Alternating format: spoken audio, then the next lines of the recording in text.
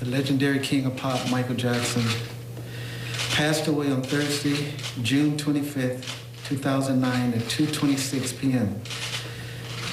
It is believed he suffered cardiac arrest in his home. However, the cause of his death is unknown until results of the autopsy are known.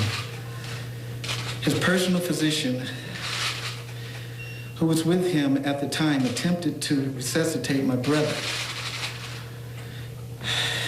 And as did the paramedics who transported him to Ronald Reagan UCLA Medical Center. Upon arriving at the hospital at approximately 1:14 p.m., a team of doctors, including emergency physicians and cardiologists, attempted to resuscitate him for a period of more than 1 hour, and they were unsuccessful. Our family requests that the media please respect our privacy during this tough time.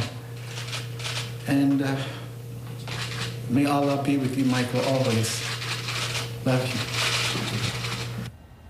Michael Jackson's brother, Jermaine Jackson, just moments ago. That's the first time we have seen and heard from anyone in the Jackson family.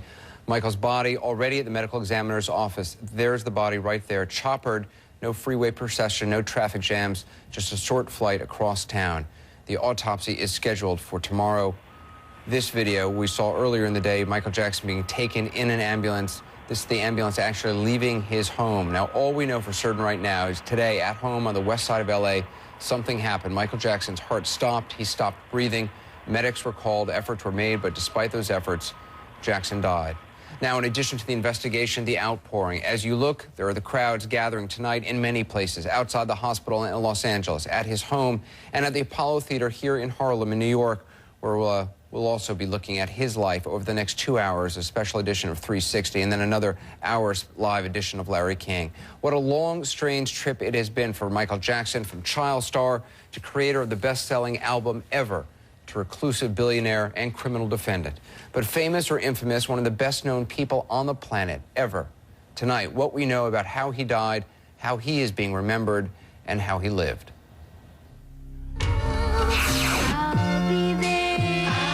This is how Michael Jackson first burst onto the music scene. An adorable child, a precocious pop prodigy set to become a big star. I know he better be good to you. He was born Michael Joe Jackson in 1958 in Gary, Indiana, the 7th of 9 children.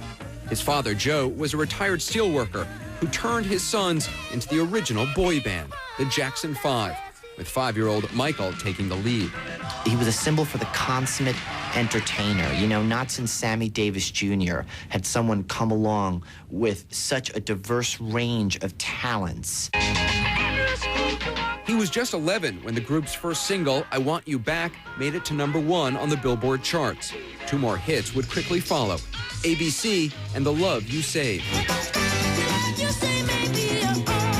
It was clear from the start that Michael would outshine his singing siblings, the young boy being groomed for life as a superstar.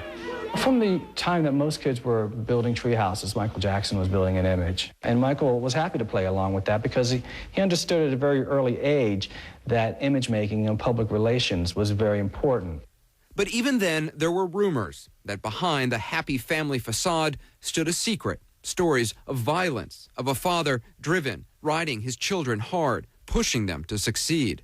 When Michael discusses these beatings today, he gets very emotional. It's clear that he hasn't come to terms with any of that yet. Michael still made music with his brothers throughout the 1970s, but managed to move ahead on his own at the same time. He released his first solo album, Got to Be There, in 1972. His first solo #1 hit was a romantic ballad about a rat named Ben. Been the two of us need look no more. 5 years later, the album Off the Wall put Jackson's solo career over the top. It sold 7 million copies and produced 4 top 10 singles. But that would be nothing compared with what was to come. 1982 and the release of Thriller. It was this album, which sold 26 million copies and sat at #1 on the charts for 37 weeks, that transformed the child singing sensation into a superstar. Michael was not a phenomenon with Thriller. He was beyond phenomenon. I mean, the record flew out of stores. It could not be stopped. And with his skyrocketing stardom came the trademark touches, now so much a part of his persona. From the iconic look to the moonwalk, to the glove. The red jacket and with the zippers and glasses and the white socks. But there were also the first signs that something wasn't right.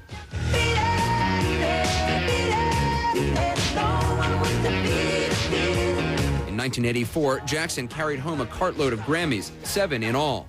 He arrived at the ceremony with 2 dates, Brooke Shields and Emmanuel Lewis. It was also the start of his obsession with cosmetic surgery, an obsession that would change his face forever.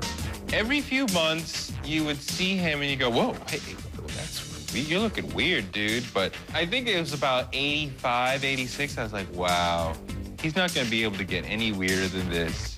And then 2 years later, I was like, I was wrong. A 1986 photo showed Michael asleep in an anti-aging chamber. In 1987, he reportedly tried to buy the bones of Elephant Man John Merrick. Then, of course, there was Bubbles the Chimp and an odd array of disguises.